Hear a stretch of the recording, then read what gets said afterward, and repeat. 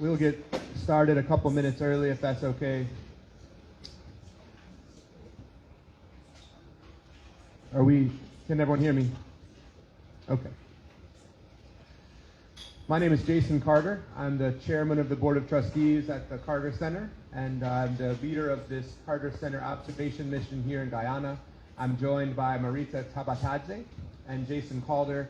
Jason is our country director, well known here in Guyana.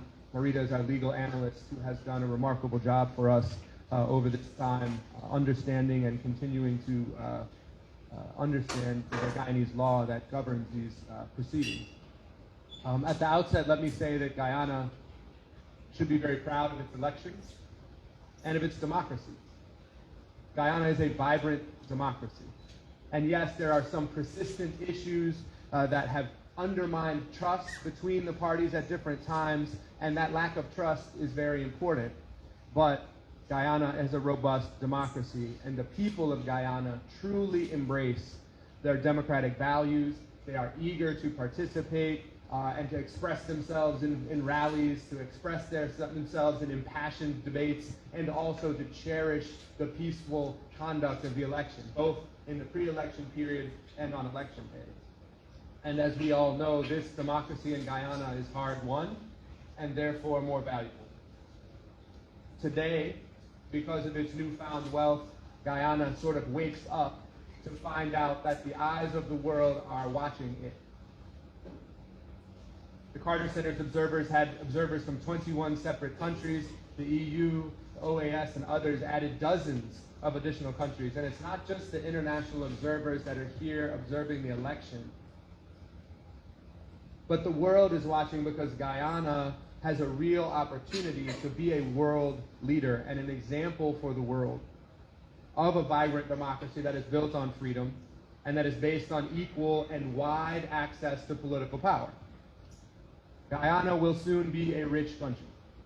And the question is whether it will be a rich country full of poor people, or whether it will be a rich country that is based on a democracy that does not leave people out of the system, then use that democratic heritage to ensure that the wealth meets the needs of the people and that the government is accountable to those same people in a real, vibrant democracy. And Guyana has what it takes to do this today. So we believe that the stakes are high, not just for the people of Guyana, but for democracy globally. This is an important moment, and this is an important place.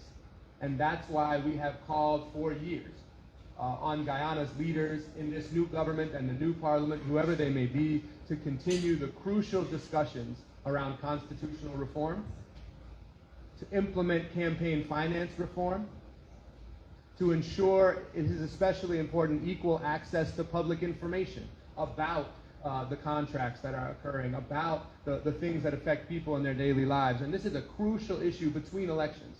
Elections are really a report card on a democracy. They are not the democracy itself. There's so much that occurs between elections that will be crucially important. And we also call on them to continue to implement the laws that they have that surround and support their electoral process. With respect to Election Day itself and to the Carter Center's observations, we sent about 50 observers to 234 polling stations in all 10 electoral districts. We observed the tabulation in all 17 tabulation centers. I myself went to 3 of those tabulation centers, and as we all know, they're continuing to complete that tabulation process, and we will continue to monitor that process for the next several days and weeks as the electoral process completes. Across the country, our observers on Election Day found that polling staff, party agents, GCOM conducted themselves well and with professionalism. We did not see any significant irregularities of any kind. And we also monitor with a sophisticated way social media. And the social media reports also indicated that from a procedural standpoint, the process of this election was well conducted. There was an enormous number of positive social media posts. The pre-election period is another comment that we've made. And in that pre-election statement, you saw some weeks ago that the Carter Center called out some various aspects of that process. Of course, the pre-election period and the campaigning period was robust. It was heated at times, but it was also peaceful. And it was also reflective of people having real rights to express themselves. That original August 19th report did talk about the persistent issues, including the size of the voter list, the lack of a level playing field for some aspects of the campaign, and the right to political participation. All of this will be the subject of a comprehensive report. Today, as you leave here, you will receive our preliminary report that details a number of these issues, and then over the next couple months, we will produce a final report that has detailed recommendations and also other suggestions for how the government and the people of Guyana can proceed to address some of these issues. Let me say this before we open it up for questions. I mentioned that we monitored social media. We are aware that there was an issue that has been raised with respect to the ability of citizens from other Commonwealth nations to vote in Guyana. And we will note two things. Number one, Guyana has robust election laws in place. And if someone has broken those laws, Guyana has the resources to ensure that they are doing what they need to do to ensure that those laws are complied with. We will note one other thing. Based on our legal analysis, the right for Commonwealth citizens from other countries to vote has been a part of Guyana since the 1966 Constitution. So these are not new issues, but there are issues, for example, that this new parliament, this new government may want to take up. And if so, they can go through those processes and deal with them. With that, I'm happy to take questions on any aspects of this, and if I can't answer them, again, we have our legal analyst here and our country director, Jason Calder. So if there's questions, please now be the time. And we have a microphone here so that everyone can hear you. Yes. Oh, let's go here and then there. Okay. You and then there. Okay. Hello, Patrick Ford, AFP. What do you think of the delay to get the results? So we've been observing the tabulation process. It is a cumbersome process that takes time. It is also one, again, we've been in every single tabulation center. 97% of the reports that we've received regarding tabulation recorded that tabulation was being conducted in accordance with was good, and all of them said that they were doing it in accordance with the law. So that process is cumbersome, but it is ongoing, it is transparent, and when it's complete, I think people will have trust in the results. We may, in the coming weeks and in the coming months with our final report, provide some recommendations based on international standards for streamlining that process. But again, this is the process that the Guyanan law calls for, and it's one that we've been able to observe transparently that appears to be proceeding as it is supposed to proceed. And then down here, we'll get to everybody.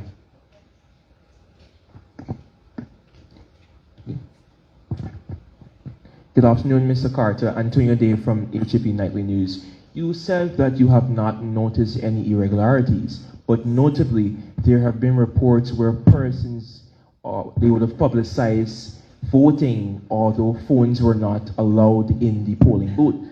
What is your response to such? Sure. You'll see a number of reports of all different kinds of things, right? No election is going to be perfect in every detail.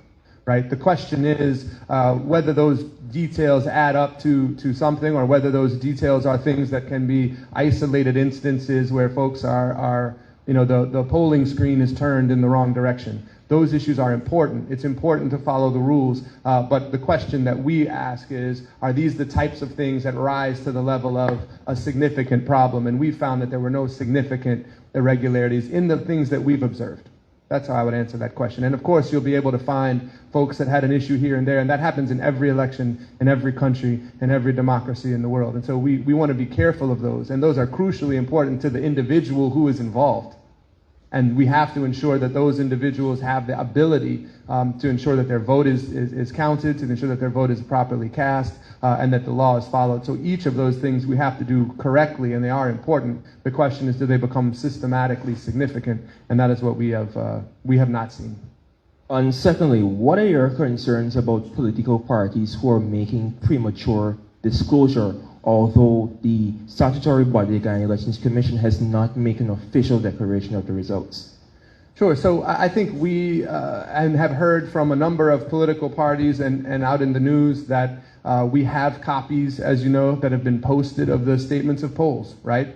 There is an enormous amount of transparency associated with this current situation that we are in. So folks can say and do on some level what they will, but everyone understands that the way that they calculate seats in the parliament is a very complicated process, and the only official result is the one that is announced from GCOM. And so we would encourage everyone to wait until the official result has been announced, and again, wait the potential for recounts and other aspects of the electoral process to be complete before you would understand and know for sure who the ultimate results of the election. DeLon Goring, DeLon's Creative Media Enterprise. Sir, you would have made a number of recommendations. The Carter Center would have made a number of recommendations regarding the legitimacy and the accuracy of the elections in Ghana. Could you care to share with us what are some of the procedures that you think that have been adhered to? And in future, is there any more recommendations that you would have made? But based on those recommendations, how much of recommendations do you think would have been adhered to by the powers that be? So the purpose of an international observation group is to provide eyes and ears, and then we can make recommendations that's based on what we see and based on international standards. But it's up to the people of Guyana and to the powers that be, as you say, to decide which of those recommendations they take. And so we can urge, but ultimately the question is, what does Guyana decide they want to undertake? And so you have seen significant changes in the election process, especially the tabulation process from 2020. You will see some other recommendations that we've been making for years. For example, there is a mechanism now for selecting the GCOM commissioners. They've called that the Carter formula. We have been against the Carter formula for years, making these recommendations. And so there are a number of ways that you can look at international best practices and understand how that election commission itself can be more independent and less partisan. And it can still be a Guyanese solution. And that's really what it requires, is a Guyanese solution. But you know, as we make those recommendations, some are taken, some are not. And we continue to be engaged in this place and in these discussions throughout the times between elections. And so we are able to lend our voice, but ultimately the question is, what is the Guyanese solution to these problems? So, Jason, do you want to add anything to that?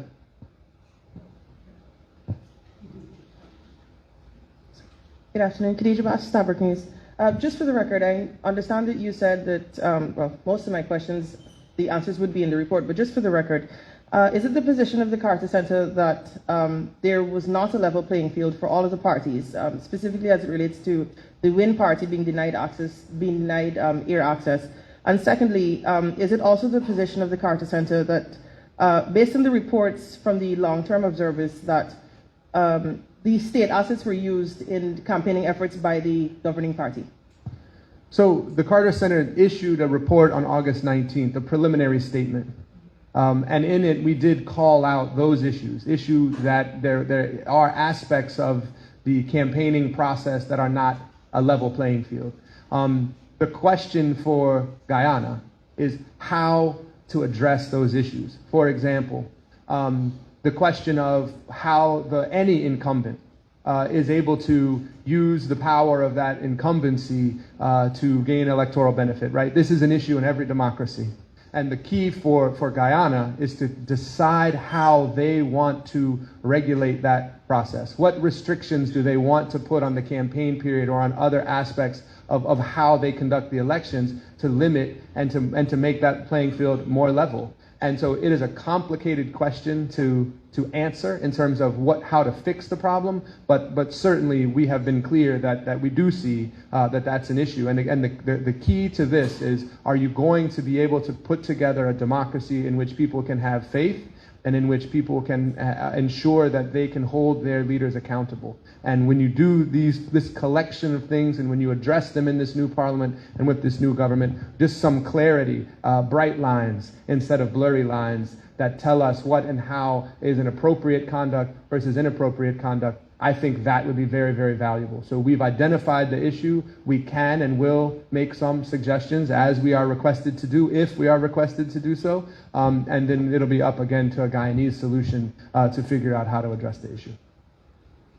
Then Shabald and Railways, Mr. Carter or Mr. Calder, could you say whether your mission found any irregularities in terms of exploiting what is termed the bloated voters list? And secondly, what do you think the fact that now Guyana is regarded largely as a petrostate means for the democracy, based on your observations? And thirdly, based on your global experience around the world with respect to observing elections, what suggestions or recommendations do you have in the creation of a credible independent civil society movement to push forward some of these recommendations that you referred to? So you've asked all the questions, very important ones. Let me take first what we call the list. This is an issue that we have been confronting in Guyana for years. Every election, there's a persistent complaint about the list. One of the things that we would recommend now is, we believe the first thing that should be done, there is a current law that permits and provides a system for removing dead people from the list. That, we think, will go a long way towards addressing the issues that are there. The other issues that are there are more complicated. We do believe there are international best practices for ensuring that you can remove people who've died outside Guyana from the list. And so once we begin that process, for example, that's another aspect of what can happen. There's other ways, and you'll see them in the report, that you can help verify the accuracy of the list in a number of ways. And so we would encourage all of those things to address this persistent problem. To answer a bit of your question about oil, we know that resources are not the issue. So we've got the resources to address many of these problems. With respect to civil society, I'm gonna and the impact of this sort of newfound wealth and the new revenue streams in this country, I mentioned it at the beginning. Guyana is positioned to be a global leader in how a democracy can develop rapidly, fairly, and in a really truly free way. But it is going to require investment in the institutions that you described with respect to civil society. The Carter Center essentially is a civil society organization. We like to think of ourselves as a global civil society organization because we've been in many countries and done many things, but they can be crucial for democracy. I'm going to let Jason address the rest of your questions there. Sure. Did you find any evidence that the list was manipulated? Oh. We did not find any evidence that the list was manipulated. The answer to that question is no. We did not find any evidence that the list was manipulated. There is, of course, just looking at the numbers, you know that there are people who could come off of that list because they don't exist, probably, because they've passed away. And so that is an issue that we think you should start there. That'll go a long way towards addressing some of the persistent concerns with the list. Jason Calder talked briefly about civil society and what's been happening in Guyana over the many years that the Carter Center has been here and the impact of oil. Thanks, Jason. Thanks, Dennis, for the question. I think what we'd say in response to that is that democracy is not just about elections. Democracy is what happens in between those elections. And we know from experience around the world, and as international observers, we come in for elections, and then very often we leave. International observation is getting better about coming back, providing your recommendations, following up on them. As Jason says, it's ultimately the responsibility of the people of Guyana and its political leaders, and civil society has an absolutely critical role. It's challenging for civil society to organize well and get the leverage that it needs to move political parties to take up some of these issues. but it can be done. And we see three issues really that that are probably the most important as the in-between issues. The first one is access to public information, and we mentioned this in our pre-election report. It's very challenging for civil society organizations and activists to get the access to the kind of public information that they need. The access to information system is not functioning well. It's been a long-standing issue that's been mentioned in human rights reports. We've heard the government, the incumbent, indicate that this is something that they want to address, and we'd really like to see that. The second one is around campaign finance, very weak campaign finance laws. With the kind of money coming into Guyana, it's absolutely critical to strengthen that. And the third one of these questions around level playing field. And as Jason said, Guyana gets to make the decision on where to draw that line. There are international standards you can look at, but right now the law is silent on these issues. And of course, the president needs his security, and the president needs, will travel in a state vehicle very often, but there's a lot more to this issue than simply that. And we think if we can see progress, if Guyana can see progress on those issues in between elections, you're going to have a much stronger democracy. The thing you're always afraid out when we give too much attention to elections is that you have a hollowing out of democracy in between. And we don't want that for Guyana.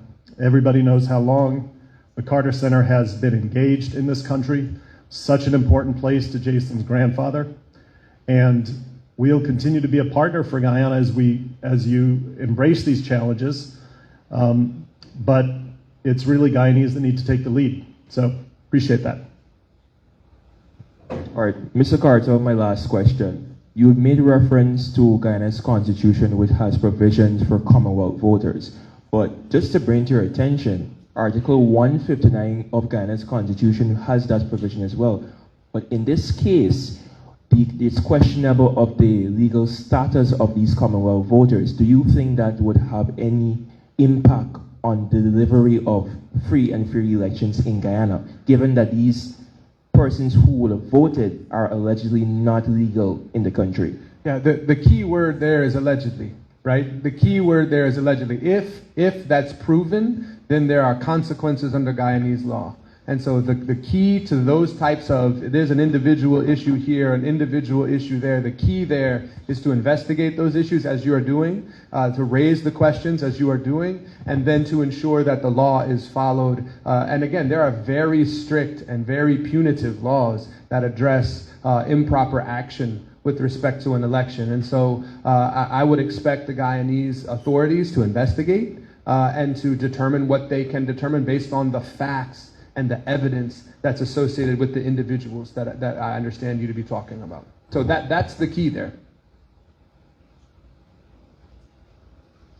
Any more? Sure.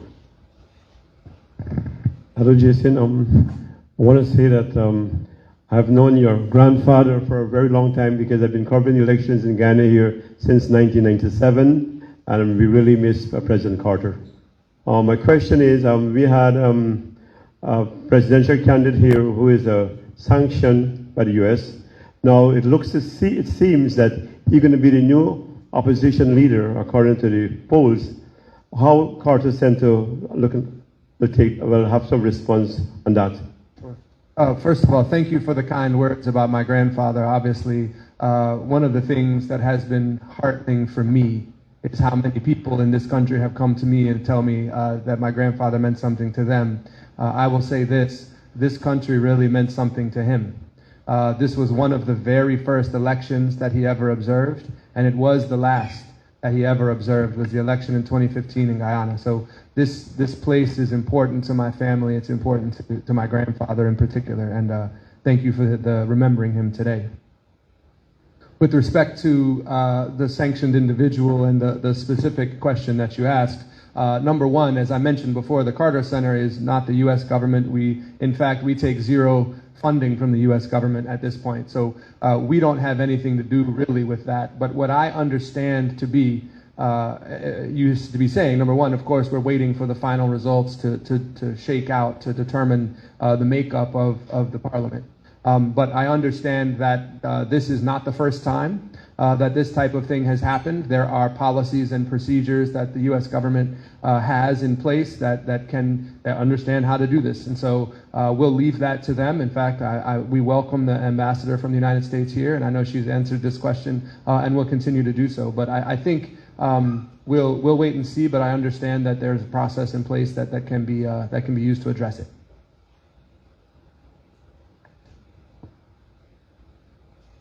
With your experience, the last 2020 elections, with your experience, the last 2020 elections, what went on there, and now the 2025 elections, how you compare GCOM work? I'm going to let Jason, who has a long history here, answer that specifically. But I will say this: we have been very detailed in our both preliminary statements that we've issued after elections in 2010, in 2015, and in many other elections. So we're on the record describing with great particularity. I will say this: we have always been impressed with GCOM's workers, the poll workers that show up in the villages and work all day and then tabulate all through the night. I mean, folks are not sleeping. They're up there doing their job as best they can. There's a level of professionalism that is really real. And I think we've seen that in all of these elections. The specific comparisons from one to the next, it's complicated because they occur in different scenarios and at different times. It is, and you can see it from our reports that we've assessed them differently at different times. But let me say this, and I think this is, well, do you want to add anything to that? Yeah. So thank you for the question. You think we've got time for one more. And if there is no more questions. I do. Okay. If there's no more questions, then I assume he'll have one. I want to go back to the question that one of my colleagues asked, but from a slightly different perspective. To what extent do you believe that both incumbency and access to wealth had anything to do with what appears to be the emerging outcome of the elections? Wealth on the one hand in relation to Mr. Mohammed, and incumbency on the other hand in relation to the PDP. Look, I said we're not an American organization, but I live in America, right? I live in the state of Georgia, and I've run for office before, and I've served in my state senate. Incumbency matters in every democracy. Wealth now matters in every democracy. The question is how much and what do you do about it to make sure that you still have an accountable government system, right? Democracy has ways that every democracy struggles with. We have struggles. And so one of them is, what's the impact of wealth? We say Guyana should come up with a good campaign finance system to make sure that it's something that they can live with, that you can live with here in Guyana, and that you can address the issues. And there's many places you can look. Jamaica just adopted a law that CARICOM was discussing the other day, and there are others. The question about what is appropriate state activity and what is campaign activity is something that we struggle with in the United States, but we have specific rules. And the question is, how does Guyana want to write those rules? We are merely saying we really, really need to come up with those rules, to put them in place, and to put them in place now, because as the issues of incumbency and wealth grow exponentially with the new Guyana that is coming, we need to make sure the institutions are there and ready for this influx of new revenues. And so I think that's an excellent question for us to end on. And I know I'm going to let Jason Calder conclude, if he would, by saying a little bit about constitutional reform. Because the other thing that we have coming down the pike, besides making sure that you have access to information, campaign finance reform, and understanding of state activity, is this constitutional reform issues that the Carter Center has been discussing for many, many years. So, Jason, why don't you conclude, and then we appreciate all of you for being here. Thank you. And maybe, Dennis, just a slight additional point. Guyanese have fought for their democracy. And it's a precious thing. And I think most Guyanese know that. There are also a lot of different ways you can lose a democracy, right? And it's not it sometimes doesn't always look like a dictator taking over or anything like that, right? I mean, it can be the traditions of democracy, the systems of democracy, the software of democracy eroding over time. So that's why we make this point about the need to focus on what democracy means in between elections. As Jason noted, the Carter Center's called for constitutional reform for decades. It's one of those recommendations that you all point out to us doesn't get implemented, but we could not be more pleased that in this last term, the government established a Constitutional Reform Commission. And we would really like to see that commission, if it needs to be reconstituted because you've got a new array of people in the National Assembly, great.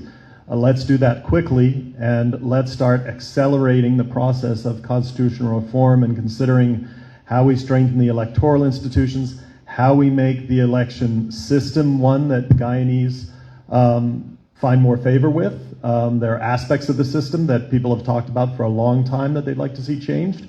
Go out to the public, have those conversations, get it done well in advance of the next election.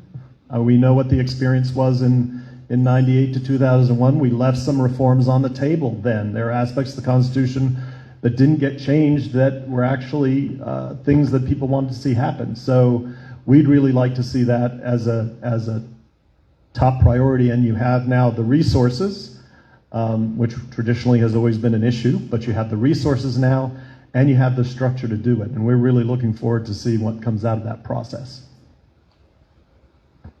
Thank you all very much.